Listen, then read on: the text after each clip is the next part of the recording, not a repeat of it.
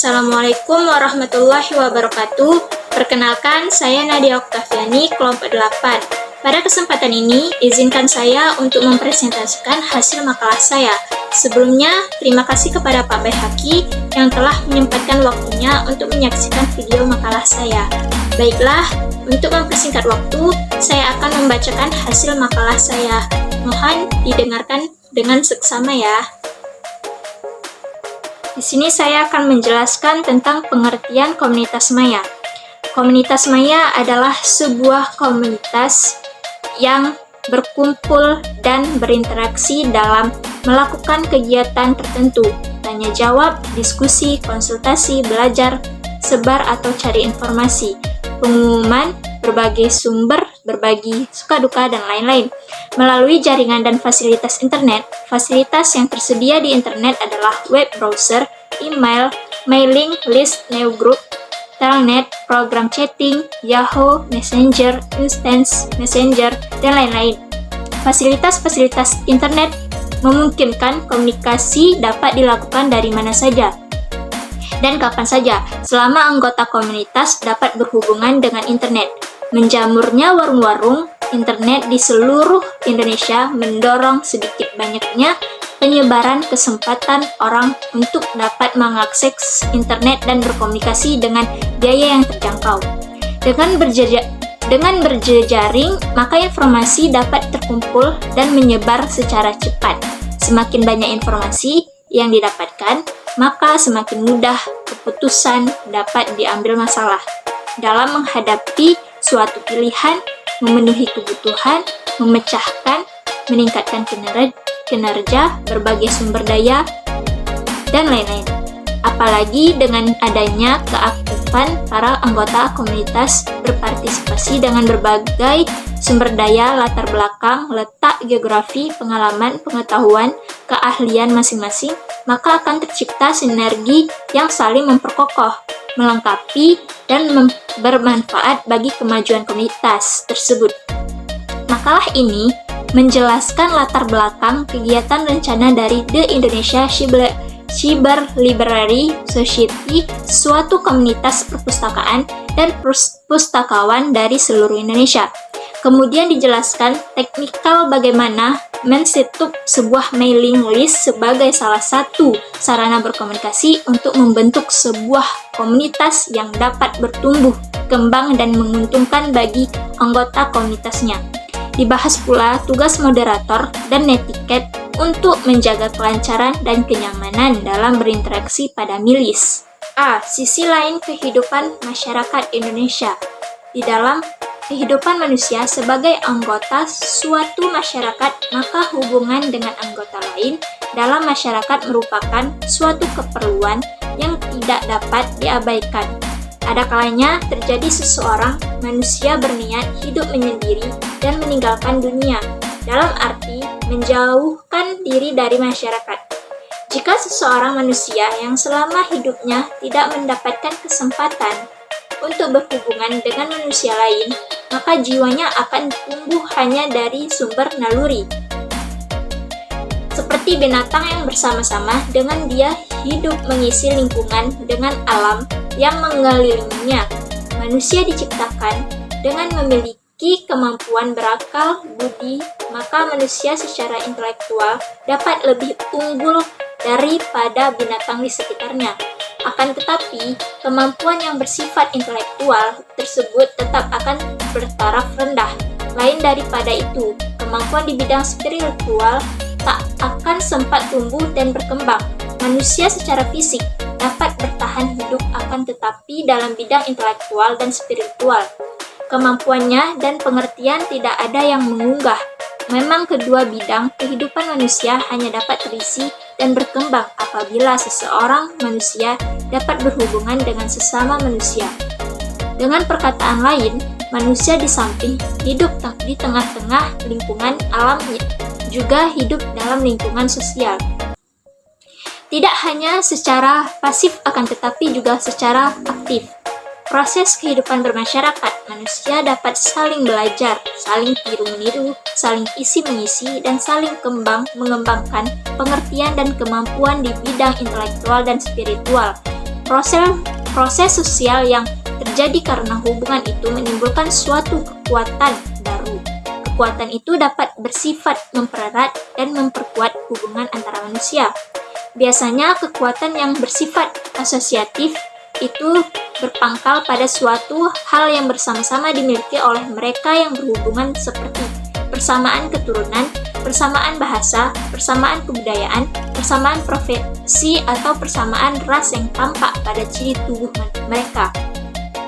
Struktur masyarakat Indonesia di satu pihak merupakan salah satu potensi, karena dengan macam budaya, maka akan memperkaya kebudayaan nasional, namun pada sisi lain, kemajemukan tersebut juga menghambat kelangsungan pembangunan bangsa Indonesia baik dari segi pembangunan ekonomi, politik, dan pembangunan sosial budaya, serta menghambat usaha pengintegrasian bangsa secara horizontal maupun secara vertikal. Sehubungan dengan hal tersebut, bahwa struktur masyarakat ditandai oleh dua cirinya. Pertama, secara horizontal ditandai dengan kenyataan adanya kesatuan-kesatuan sosial berdasarkan perbedaan agama, adat, serta perbedaan kedaerahan. Dan yang kedua, secara vertikal, struktur masyarakat Indonesia ditandai oleh adanya perbedaan vertikal antara lapisan bawah yang cukup tajam. Meskipun masyarakat terdiri atas berbagai suku bangsa dan latar belakang sosial yang berbeda, namun bangsa Indonesia tetap satu wajah dalam Negara Kesatuan Republik Indonesia.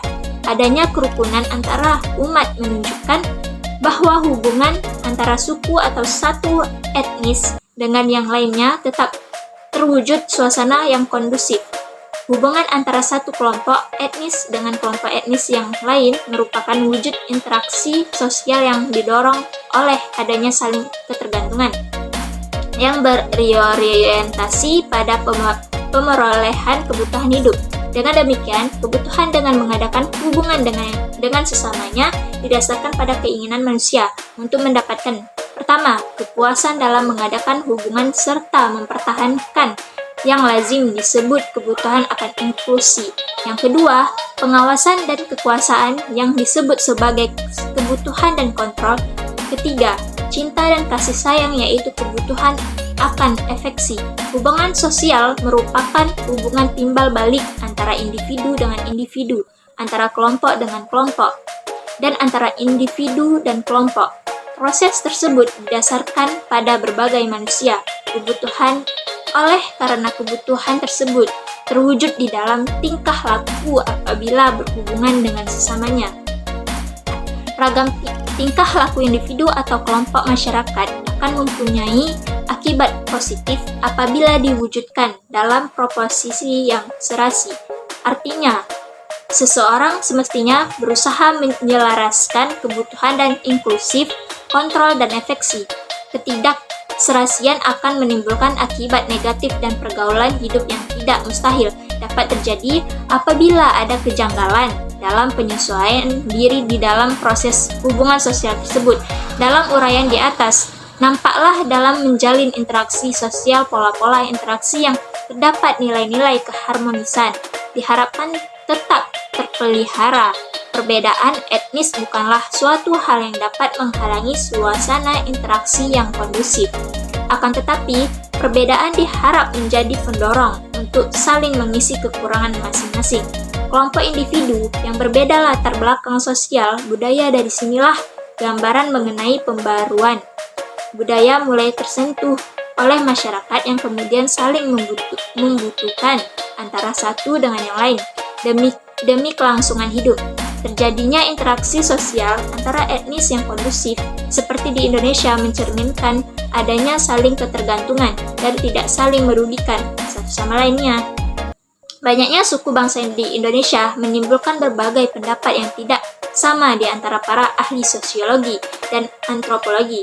Di daerah Kabupaten Bolang, Mongondo Utara, terdapat berbagai macam suku bangsa antara lain suku Bolang, Mongondo, suku Kadipang Basar, suku Bintauna, suku Sangir, suku Bolang, Uki, Boti, suku Gorontalo, dan lain sebagainya. Akan tetapi, hal tersebut tidak menyebabkan masyarakat bercerai-berai satu sama lainnya.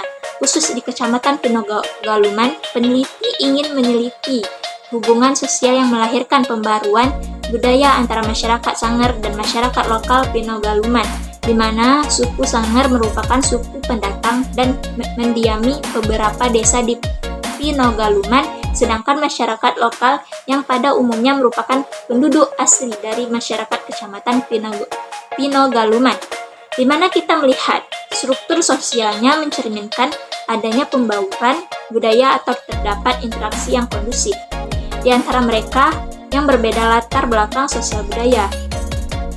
Pembauran budaya mereka berlangsung dalam segala aspek kegiatan, misalnya dalam interaksi sosial melahirkan kerja sama. Masyarakat Sangir adalah masyarakat yang datang dari Sangir lalu menetap di Pinogaluman. Mereka berbaur dengan masyarakat lokal yang ada di sini. Sangat jelas karena masyarakat Sangir adalah pendatang, harus menyesuaikan dengan budaya dan adat istiadat yang ada di sini tanpa memandang adat istiadat dari masing-masing kedua suku tersebut. Melalui seni alat musik, sangat cepat membaur kedua ras ini seperti pada acara tertentu yang menggunakan musik. Maka terciptalah hubungan baik yang menimbulkan keakraban atau persaudaraan sesama dalam lingkungan Kecamatan Pinogaluman tanpa memandang perbedaan agama dalam pergaulan sehari-hari, sehingga dari pergaulan yang begitu akrab itu menumbuhkan satu kemajuan di antara kedua suku tersebut. Sehingganya di antara kedua kelompok masyarakat itu terjadi pembauran budaya dalam melakukan interaksi. Dalam uraian di atas, tampaknya dalam kegiatan keseharian mereka dalam segala aspek kehidupan pada umumnya telah mengalami perkembangan. Adanya kerjasama yang berorientasi pada pemenuhan kebutuhan bersama yang melahirkan sebuah tradisi.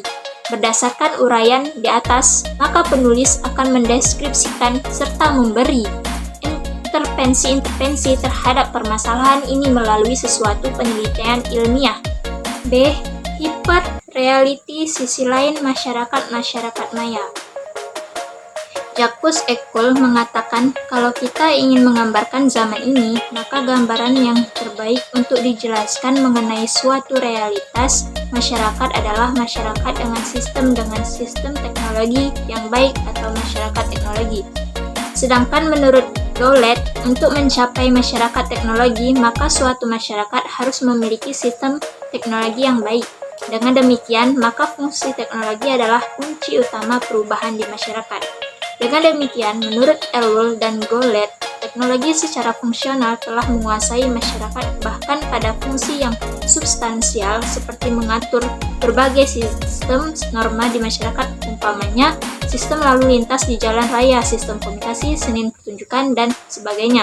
Dalam dunia media, informasi sistem teknologi juga telah menguasai jalan pikiran masyarakat seperti yang diistilahkan dengan theater of mind, bahwa siaran-siaran media informasi secara tidak sengaja telah meninggalkan kesan siaran di dalam pikiran pemirsanya, sehingga sesuatu saat media-media informasi itu dimatikan, kesan itu selalu hidup dalam pemikiran pemirsa dan membentuk panggung-panggung realitas dalam pikiran mereka.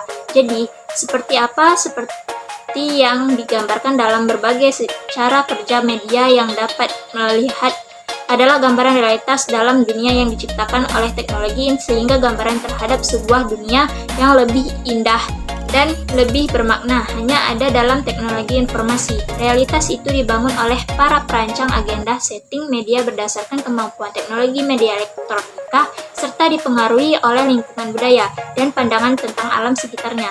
Kemampuan teknologi media elektronika memungkinkan perancang agenda setting media dapat menciptakan realitas dengan menggunakan satu model produksi oleh Jean Baudrillard. Disebutnya dengan simulasi, yaitu penciptaan model-model nyata yang tanpa asal-usul atau realitas awal. Halnya ini disebut sebagai hiperrealitas. Melalui model simulasi, manusia dijebak dalam satu ruang yang didasarinya sebagai nyata meskipun sesungguhnya semuanya atau khayalan belaka.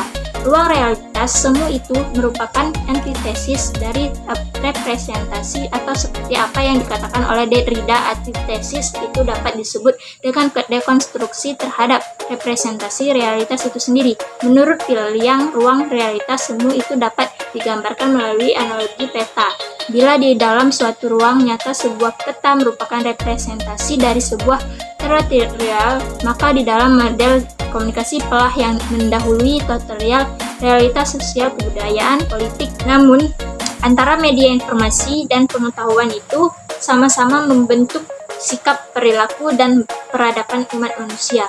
Anggota masyarakat maya tidak terikat secara teritorial atau bahkan tidak pernah bertemu muka sekalipun. Melalui sarana virtual, mereka berinteraksi, mempertukarkan makna, dan membangun realitas dunia. Kelompok masyarakat ini diberikan label. Sekian presentasi dari saya, presentasi yang usai begitu cepat, sama halnya dengan dia yang kisahnya singkat tapi kenangannya melekat. Terima kasih atas waktunya. Saya akhiri, wabillahi taufiq wal hidayah. Assalamualaikum warahmatullahi wabarakatuh.